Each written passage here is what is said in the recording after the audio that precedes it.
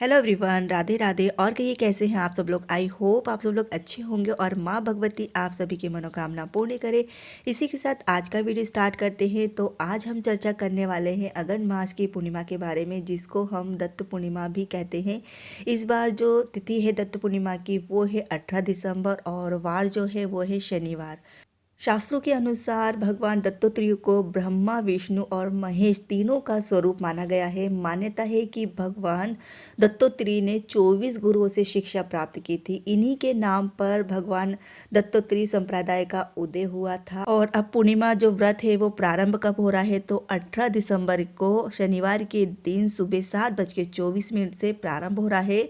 और पूर्णिमा व्रत की तिथि का समापन जो है वो 19 दिसंबर को रविवार सुबह 10:05 पर हो रहा है। तो ये था शुभ समय और पूर्णिमा व्रत का। और दत्तात्रेय जयंती जो है वो विधि क्या है इसकी, किस तरह से इसको करना चाहिए। तो सुबह जल्दी उठकर स्नान करें, स्वच्छ वस्त्र पहने, पूजा से पहले एक चौकी पर गंगा जल छिड़के, उस पर साफ सुथरा कपड़ा बिछाए, भगवान दत्तात्रेय की तस्वीर स्थापित करें। इसके बाद भगवान दत्तात्रेय को फूल, माला आदि अर्पित करें।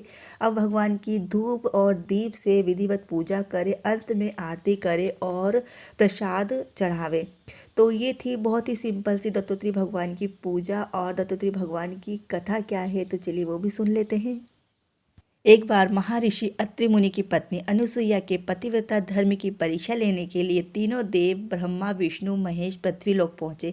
तीनों देव साधु वेश में अत्रि मुनि के आश्रम पहुंचे और माता अनुसुईया के सम्मुख भोजन की इच्छा प्रकट की। तीनों देवताओं ने शर्त रखी कि उन्हें निर्वस्त्र होकर भोजन कराया जाए। इस पर माता संशय में पड़ गई। उन्होंने ध्यान लगाकर देखा तो सामने खड़े साधुओं के रूप में उन्होंने ब्रह्मा, विष्णु और महेश खड़े हुए देखे। माता अनुसुईया ने अत्रि मुनि के कमंडल से जल निकाला और तीनों साधुओं पर छिड़क दिया और वे 6 महीने के शिशु बन गए। तब माता ने उनको भोजन करवाया। तीनों देवताओं के शिशु बन जाने पर तीनों देवियां पार्वती, सरस्वती जी और लक्ष्मी जी चिंतित हुई। और इन्हीं के कारण भगवान ब्रह्मा, विष्णु और महेश जो अनुसुईया माता का परीक्षा लेने के लिए पृथ्वी लोक पे आए थे। और जब पृथ्वी लोक पे से ये वापस नहीं लौटे तब माताएं परेशान हुई और माता अनुसुईया के समक्ष आकर उनसे क्षमा मांगी। तीनों देवताओं ने भी अपनी गलती को स्वीकार किया और माता अनुसुईया के कोख से जन्म लेने का आग्रह किया। तीनों देवताओं ने दत्तात्रेय के रूप में जन्म लिया। तभी से माता अनुसुईया को